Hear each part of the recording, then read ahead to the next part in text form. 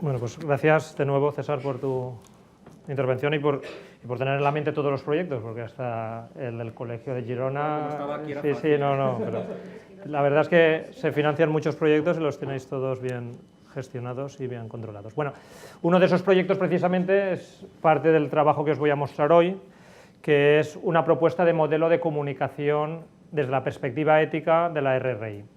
Este modelo que os vamos a proponer es un modelo que, como os decía, hemos podido desarrollar en la Universidad Jaume I gracias a la colaboración de la FECIT y que a mí me gustaría poner un poco en contexto de dónde procede y cómo hemos podido llegar hasta aquí y que el modelo no es un punto de llegada, sino que es un punto en el camino, porque entendemos que también se va a enriquecer en gran medida de estas jornadas y de las aportaciones que podáis al mismo formularle en esta sesión.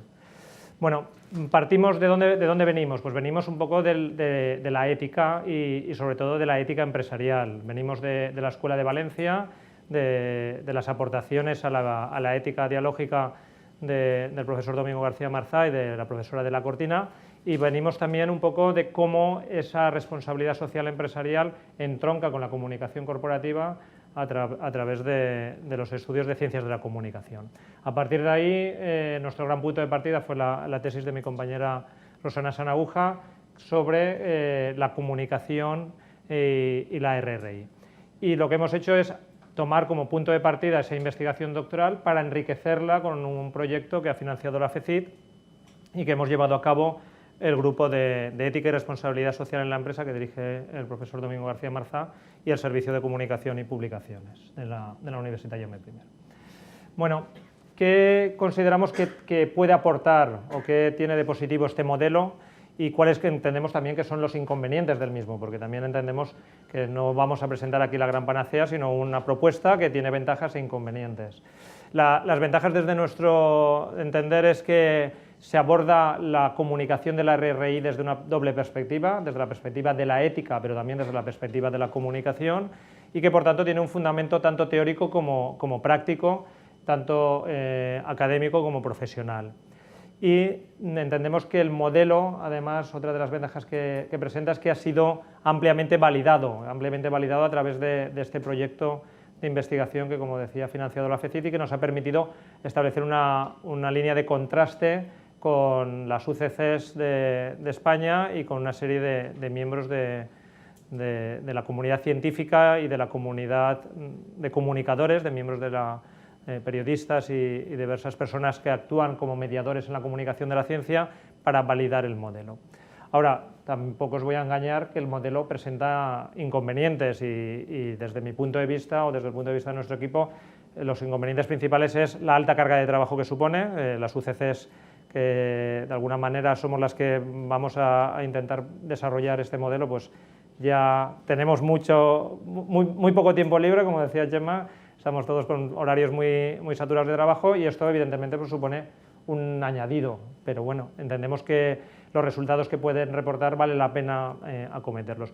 Y la segunda inconveniente es que entendemos que los resultados de este modelo pues, se van a poder percibir no de manera inmediata, no es una comunicación ni es un trabajo de comunicación como el que estamos acostumbrados, en el que hacemos una comunicación a los medios y la noticia aparece o hacemos algún tipo de acción de divulgación de la ciencia y tenemos un resultado directo en el público, sino yo creo que esto es un proceso a medio y sobre todo a largo plazo para encontrar resultados. Bueno, a mí me gusta ser muy gráfico, creo que la comunicación visual ayuda mucho a entender gran parte de los conceptos y básicamente el modelo lo tenéis resumido en esta transparencia. ¿Qué tenemos en esta transparencia? Tenemos una serie de ejes que interactúan. Tenemos en el centro del modelo la comunicación pública de la ciencia como, de alguna manera, motor de todo este proceso y por eso entendemos que es un proceso en el que las UCC, las unidades de cultura científica de esa red que comentaba César, tienen que tener un papel protagonista y que lo que pretende es fomentar sobre todo el diálogo. El diálogo, lo comentaba ayer José Félix en su comunicación, tiene una serie de presupuestos, tiene una serie de condicionantes, desde la simetría, desde una participación real de los públicos, que garantizan que el diálogo sea efectivo, que sea real, no que quede en una mera declaración de intenciones. Pero para promover ese diálogo, nosotros lo que planteamos es un trabajo en diversas fases. Y en diversas fases que hemos ido adaptando también un poco en función de la investigación que hemos llevado a cabo, porque inicialmente planteábamos un arranque del proceso de otra manera, pero al final los públicos nos han dicho que no, que todo este proceso se debe arrancar con una actitud proactiva de la universidad o del centro de investigación, de la UCC, en donde se ubique, en el que comunique claramente cuál es la oferta de I+D+I de esa organización.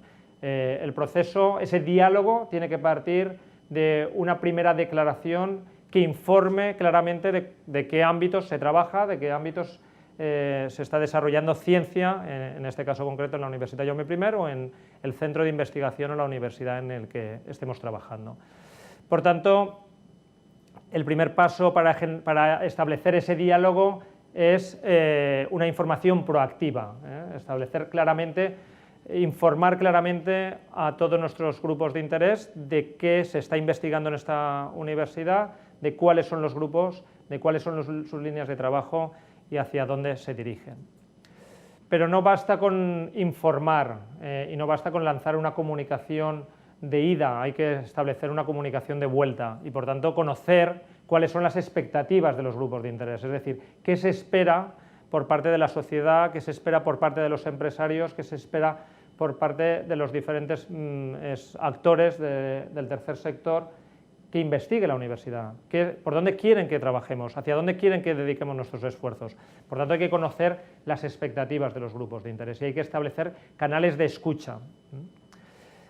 A través de esa información proactiva de la universidad de a qué se está dedicando, con un contraste de aquello que se espera por parte de los grupos de interés, tenemos que establecer finalmente una negociación y un pacto. Los recursos son limitados.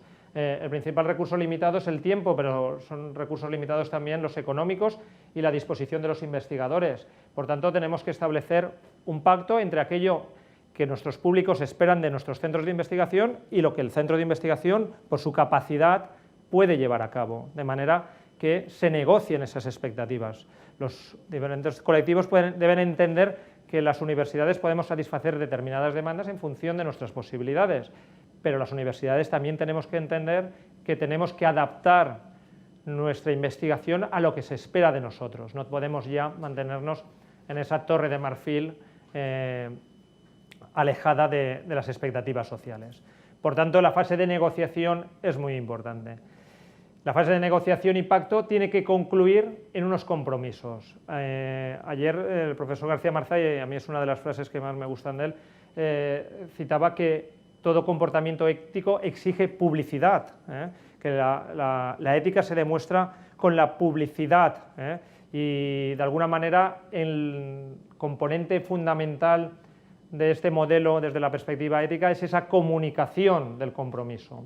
Es decir, cuando alcanzamos finalmente un pacto con los públicos, cuando finalmente somos capaces entre el centro de investigación y los stakeholders de la misma determinar cuáles van a ser nuestras líneas de actuación, pues finalmente tenemos que hacer público ese compromiso. Pues vamos a investigar esto, vamos a dedicar estos esfuerzos a esta línea, vamos a trabajar en este ámbito.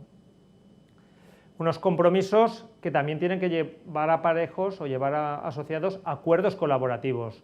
La ciencia hoy no se puede entender como una actividad que se desarrolle de manera alejada del trabajo en red, ni se desarrolle de manera aislada.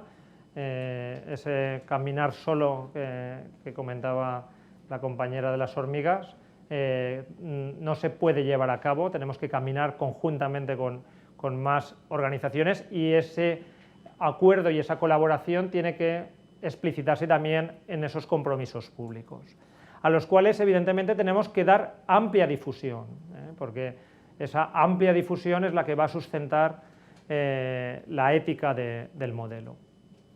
Pero no basta con llegar a un acuerdo, no basta con publicitar ese acuerdo, sino que tenemos que comprometernos con el mismo y sobre todo informar de qué resultados hemos tenido.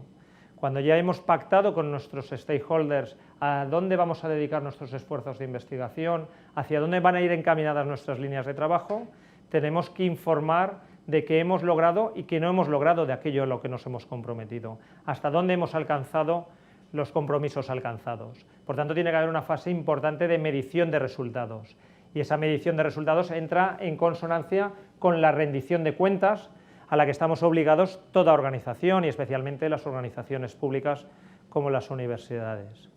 Y esa rendición de resultados, de alguna manera, esa explicitación a qué hemos podido alcanzar y qué no hemos podido alcanzar, porque habrá cosas que evidentemente no podremos lograr de aquello a lo que nos hemos comprometido, debe contribuir a reformular nuestra oferta de investigación de nuevo, debe reformular aquello que son nuestras líneas de investigación, y de alguna manera lo que estamos es volviendo al arranque de esa rueda, volviendo al arranque de ese círculo de excelencia en el que queremos que la comunicación actúe como grasa, como aceite que engrane, que permita al engranaje funcionar.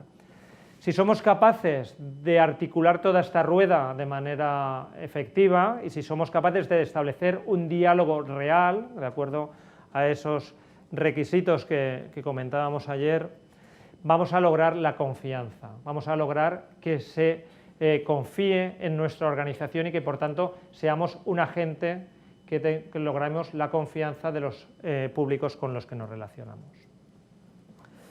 Bueno, ese modelo, que como decía, es un modelo de mejora continua y es un modelo de realimentación en cada una de sus fases. Para concluir, me gustaría que analizáramos también hacia dónde debe dirigirse y cuáles son algunas de las claves que en esta pequeña experiencia que hemos tenido de la investigación, porque ahora creo que viene el paso más difícil, que es implementar el modelo y testarlo en la praxis, es decir, llevarlo a cabo en una UCC concreta como es la de esta universidad, y os animo a que todas aquellas que podáis implementarlo lo hagáis también. Pues, ¿qué hemos aprendido hasta el momento? Bueno, pues hasta el momento hemos establecido claramente unos conjuntos de stakeholders, unos públicos para la RRI, que serían evidentemente la sociedad en su conjunto, los medios de comunicación como mediadores hacia esa sociedad, no tanto como público finalista, pero sí como público que nos va a permitir acceder a otros colectivos. César comentaba, las redes sociales no son el mundo, los medios no son el mundo, pero los medios de comunicación tienen todavía un papel, yo creo que muy determinante en el acceso a los diferentes colectivos, y así nos lo ha demostrado también la investigación que hemos desarrollado a la hora de validar el modelo, y así nos lo han demostrado los diversos grupos focales y las diversas investigaciones con las UCCs, que los medios de comunicación siguen teniendo un papel capital. Y yo esto, cuando lo analizo también desde otros ámbitos, pongo siempre el ejemplo de la primavera árabe.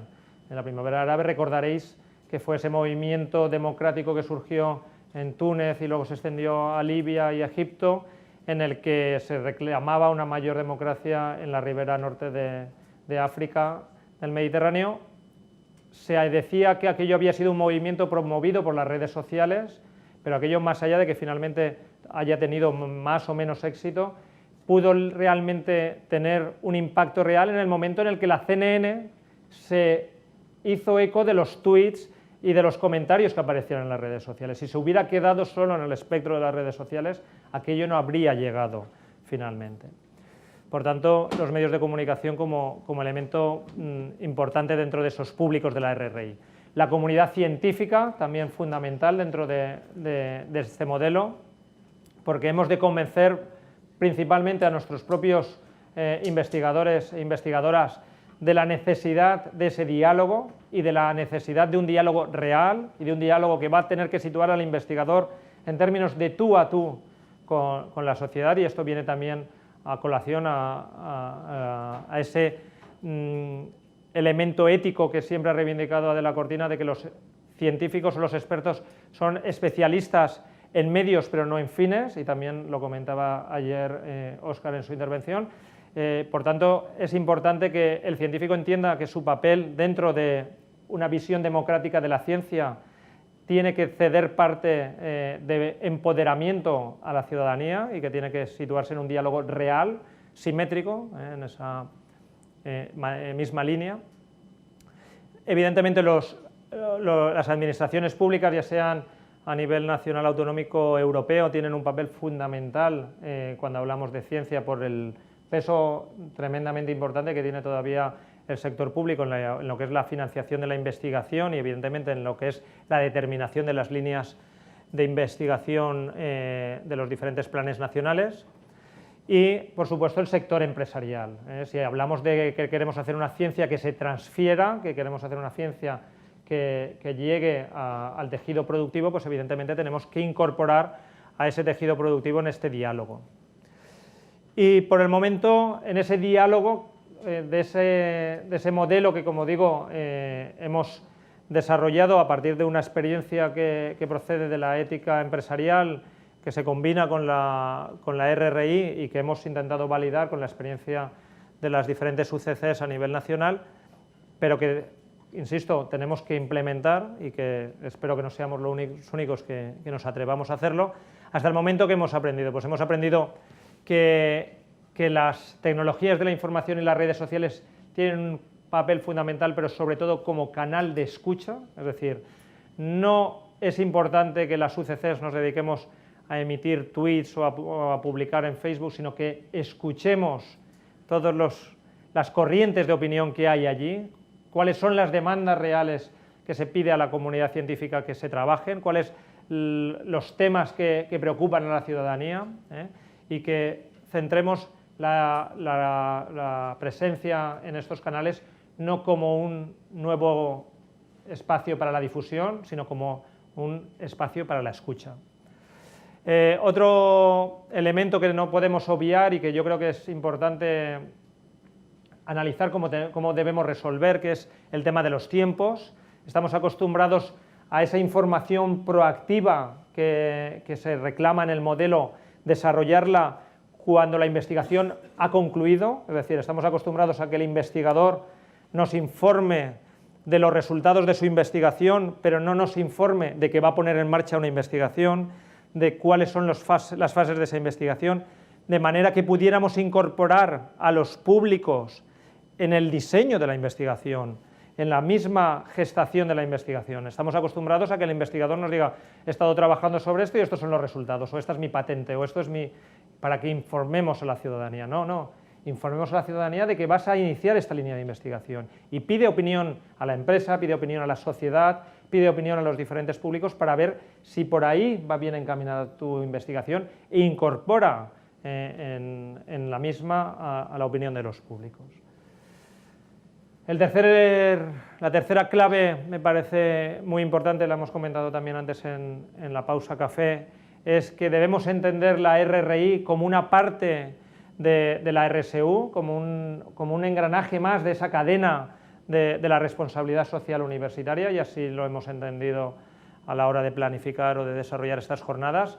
La RRI se enmarca dentro de un concepto más amplio, que es esa responsabilidad de la universidad, que implica también una responsabilidad docente, que implica una responsabilidad en la gestión, que implica una responsabilidad más allá de la investigación, pero la investigación es una parte fundamental de nuestra misión como universidades. Es una de nuestras grandes elementos definitorios. No puede haber universidad sin investigación, lo otro es una academia.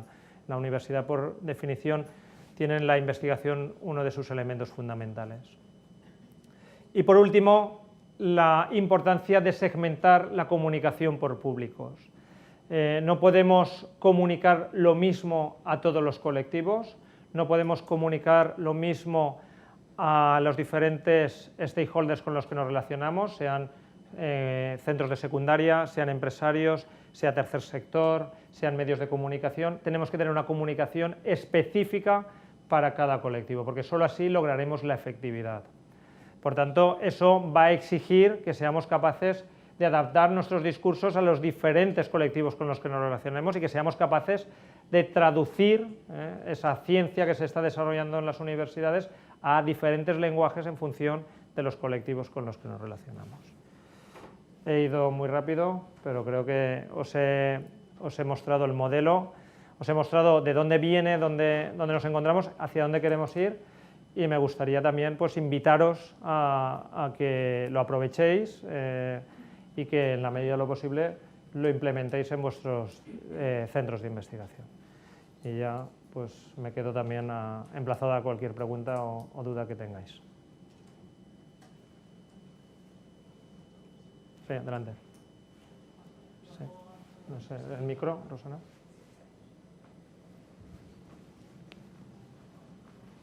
Perdón.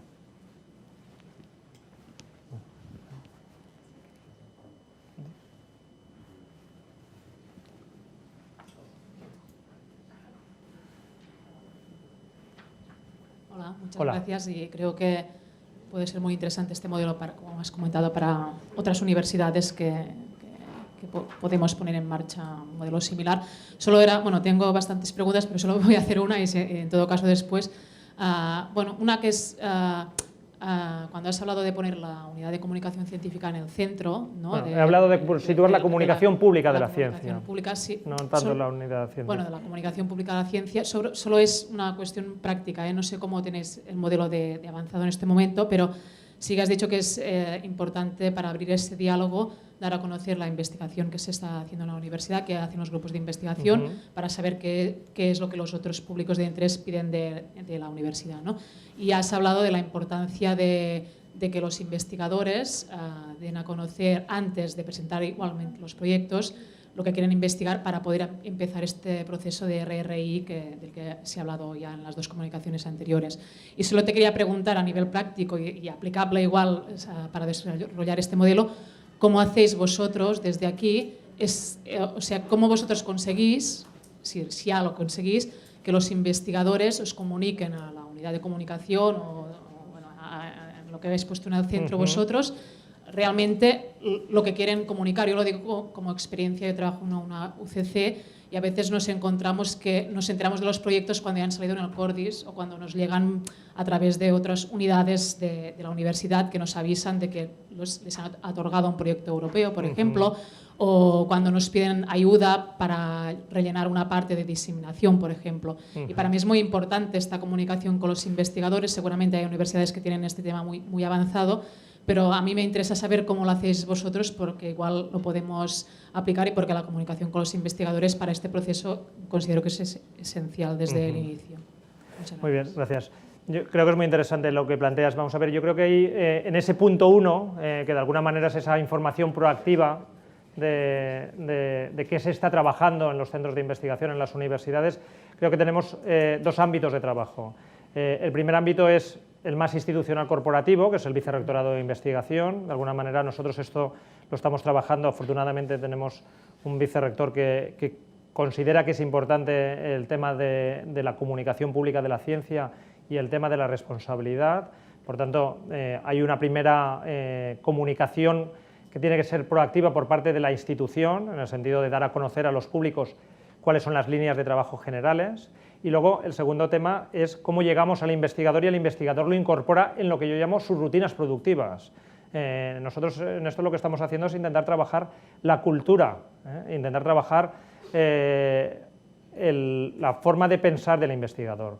Llevamos, gracias también en parte a la FECIT, varios años haciendo estos noviembres, que son la Semana de la Ciencia, una serie de formación para el investigador, en la que lo que estamos intentando es que el investigador incorpore en su rutina productiva la comunicación de la ciencia. Y de manera que antes de plantearse que tiene que ir al congreso de su especialidad en febrero de cada año a presentar un paper, pues diga, bueno, pues yo si voy a hacer un paper sobre esto, voy a comunicarlo a la unidad científica de mi universidad. O si voy a solicitar un proyecto de investigación al ministerio, o voy a solicitar un proyecto de investigación a la H2020 sobre esta cuestión, voy a comunicarlo a mi unidad científica.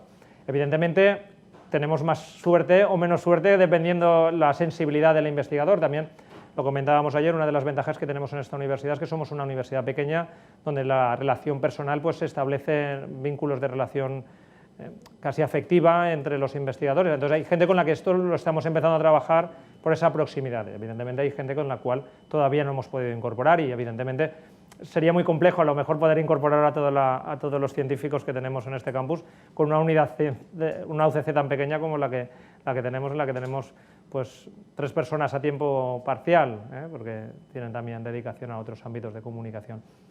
Yo creo que esto es un tema de cultura. Por un lado, a generar esa cultura en el investigador, y eso es una responsabilidad también de las UCCs. Y por otro lado, yo creo que es un tema corporativo, institucional, de que el Vicerrectorado de Investigación lo asuma como propio y lo promueva. En ese sentido, nosotros una de las cosas que más vamos a trabajar en este arranque del modelo es en nuestro plan propio de investigación incorporarlo esto como un elemento a la hora de que se tenga en cuenta en las convocatorias propias, es decir, que la propia convocatoria de la investigación financiada por la universidad, que tiene fondos propios para financiar proyectos, pues incorpore este diálogo como elemento fundamental. ¿Perdón? Bueno, el diálogo en el diseño, claro, o incluso en el planteamiento del tema a investigar, que el investigador haya dicho, bueno, pues yo voy a investigar esto porque esto es una de las líneas que me está reclamando el tejido empresarial o me está reclamando la sociedad. Creo que tenemos que empezar a asumir esta cuestión primándola en las convocatorias y bueno, esto es una cuestión que estamos trabajando ahora mismo, no está la convocatoria desarrollada, pero estamos trabajando ahora mismo con el vicerrectorado. Gracias, porque solo para decir que en nuestro caso, por ejemplo, y creo que en el de muchas universidades, muchas veces se basa más en esta voluntad del investigador y si el investigador está concienciado, porque no hay ninguna obligación, diríamos, entre comillas, de hacer este proceso que estabas comentando, ¿no? Y era para saber exactamente igual si desde Vicerrectorado, como comentas, o hay alguna línea establecida, alguna metodología, puede facilitar que nos basemos siempre en la voluntad del investigador para hacer este Yo creo proceso. que quedó de manifiesto también ayer, cuando hablábamos un poco del macro, que es el código ético y la responsabilidad social universitaria.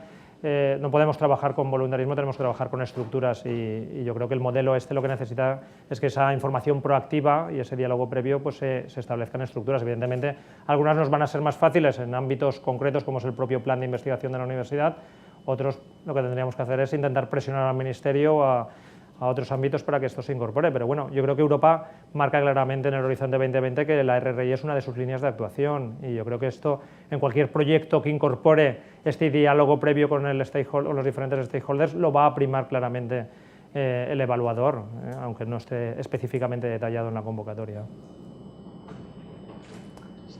Hola, yo quería felicitaros, primero de todo, porque Gracias. es espectacular en estos momentos en los que nos encontramos ya ver que una universidad ha avanzado tanto, que ya tenéis un modelo y que ya habéis hecho mucha reflexión interna para avanzar en este sentido. Tenía un par de preguntas. Una pregunta sería, ¿tenéis previsto establecer unos ciclos de formación de los investigadores y también les facilitaréis metodologías durante esta formación? Y luego has mencionado que el diálogo con los grupos de interés se va a llevar a cabo a nivel de formular las preguntas de investigación, es decir, el programa y en el diseño. ¿Y durante la ejecución y en la fase de implementación también? También debería.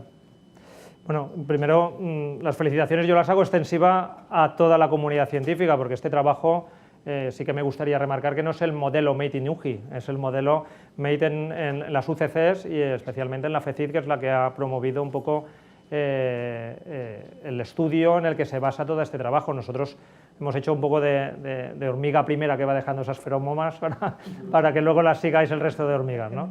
Pero yo creo que esto, si realmente funciona y si realmente nos lo creemos, tiene que ser un trabajo colectivo como toda ciencia en este momento, ¿no? Entonces las felicitaciones y además especialmente a ti que has participado también en ese panel del FI de la investigación. Bueno, dicho eso, evidentemente la formación es fundamental. Yo creo que esto, cuando trabajamos en temas de cultura corporativa en las organizaciones, trabajamos básicamente con 2 ideas, que es información, hay que darle mucha información al investigador, machacarle informativamente y formarle. Y evidentemente formarle no solo es en temas de metodología, sino acompañarle en esos procesos de diálogo. Vamos a tener que establecer mecanismos que no sean solo darle las metodologías, sino establecer también acompañamiento en grupos de discusión, en debates. Bueno, tenemos que trabajar en paralelo.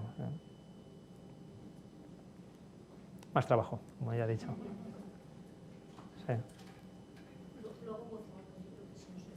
Bueno, es para que se registre en el vídeo, porque como luego todo esto vamos a intentar también compartirlo en abierto para...